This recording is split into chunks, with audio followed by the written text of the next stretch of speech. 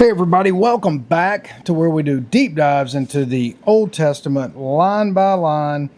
Previously, in a previous video, Jacob is having a whole bunch of sex with his 4 wives, 2 of which are his cousins, first cousins, and they are also sisters, and both of them gave him sex slaves that became his wife, and they're also having kids for him.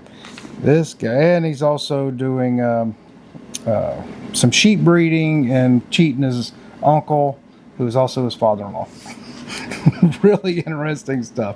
So I encourage you to check that out. In Genesis chapter 31, verses 12, his uncle Laban, his sons, which are also his cousins, they're upset with Jacob for taking all of their father's stuff.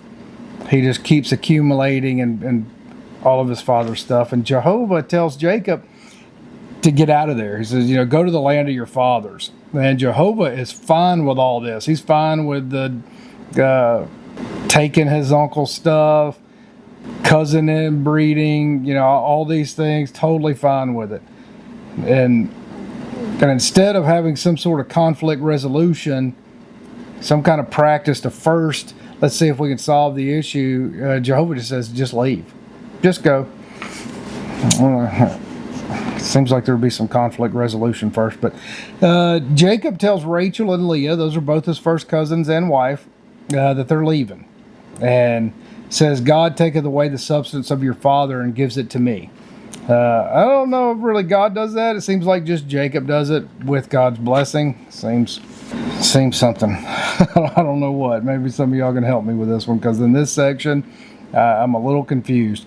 And Jacob attempts to justify this theft of his uncle and father-in-law by saying that he changed his agreement 10 times, and it seems like most people can rationalize their bad behavior.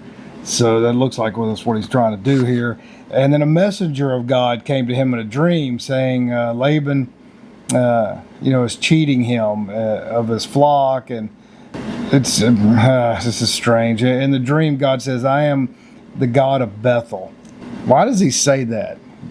Wouldn't God just be the God of everything instead of one very specific place?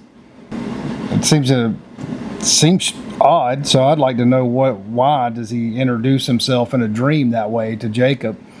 And why does God continue to support and condone all of this family inbreeding, this deceit, this sex slaves? All of these things are totally fine.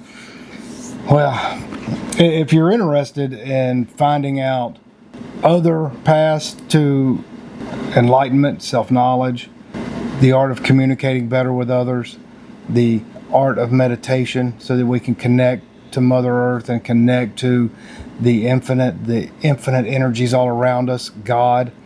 We go over just in a massive amount of these topics that we believe are tools that God has given us so that we can have a better life, that we can have better self-awareness, that we can communicate with others better, so that we can meditate and connect in ways that elevate our entire life.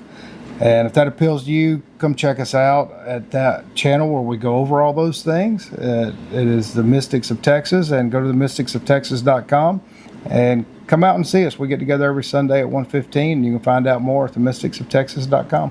Thanks so much. See you next time.